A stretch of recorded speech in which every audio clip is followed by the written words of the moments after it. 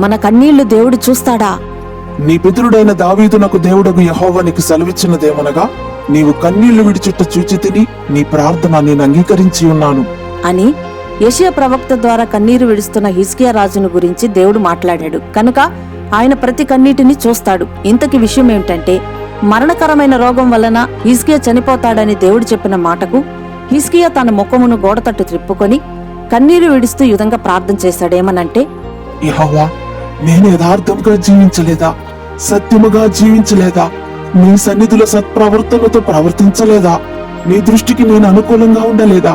నా విశ్వాసానికి తగిన క్రియలను ఒకసారి జ్ఞాపకం చేసుకో తండ్రి అని కన్నీటితో ప్రార్థన చేశాడు.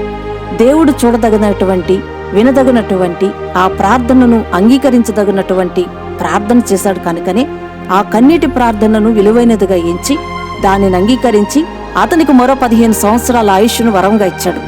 ఇంత గొప్ప ప్రార్థనా పరునికి దేవుడు ఎందుకు అలా చేశాడని మనం అనుకోవచ్చు. కానీ ప్రారంభంలోనే దేవుడు ఒక మాట హిజ్కియాతో అన్నాడు కదా, నీ ఇంటిని చక్కబెట్టుకో అని. అవును, అతని దేహం అనే ఇంటిలో మంచి గుణాలు ఉండవలసిన చోట అవి లేవు, మరియు వాటికి తగిన క్రియలు లేవు.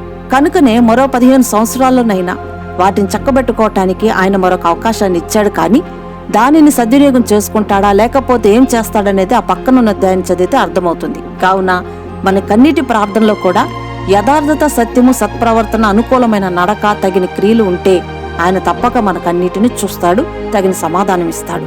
ప్రార్థన, నీ దృష్టికి అంగీకారమగు ప్రార్థనను చేయగల యోగ్యతను మాకు దయచేయమని వేడుతున్నాం తండ్రి. ఆమేన్.